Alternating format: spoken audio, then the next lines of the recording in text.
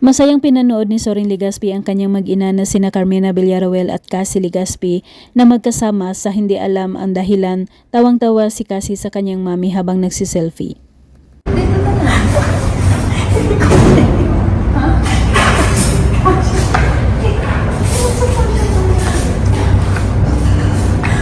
Spotted din ang mag-ina sa isang bazaar na nagtitinda sa kanilang accessories business.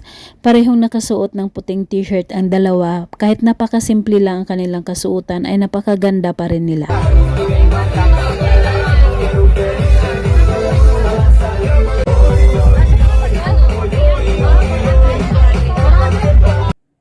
Makikitang hands-on si Cassie Legaspi sa paglilista ng kanilang mga tinitinda at habang ginagawa niya ito ay pasimpleng sumayaw ang dalaga.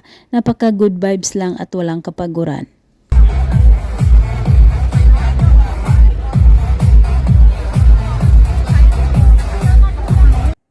Dahil maraming bumibili sa kanilang tinitindang accessories, umupo na lang si Cassie Legaspi at patuloy na naglilista. Super sipag ng mag-ina sa pagbibinta sa isang bazaar.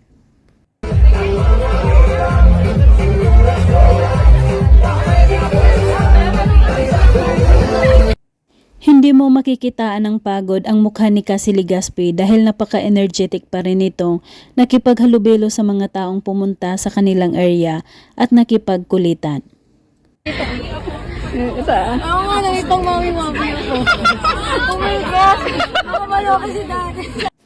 Tawang-tawa kay Cassie Legaspi ang kanyang mga fans na pumunta sa kanilang bazaar dahil nagbibiro ito at nagme-make face sa kanila kaya nagtawanan silang lahat. Ay, Cass. Kaya pa ba? Kaya pa ba? Samantala, patuloy naman ang pag-ikot ni Cassie Legaspi at iba pang mga kasamahan sa teleseryeng Hating Kapatid sa Visayas para sa kanilang Kapuso Mall Show.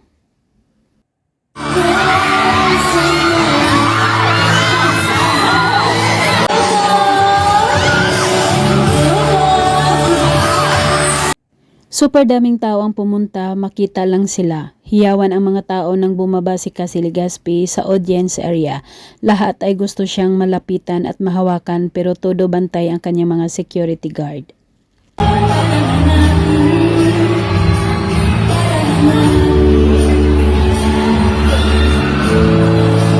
Nagkaroon naman ng maikling pagkakataon ng ilang mga fans ni Cassie Legaspi na may iabot sa kanya ang kanyang mga regalo. At nakapag-picture din sa kanya.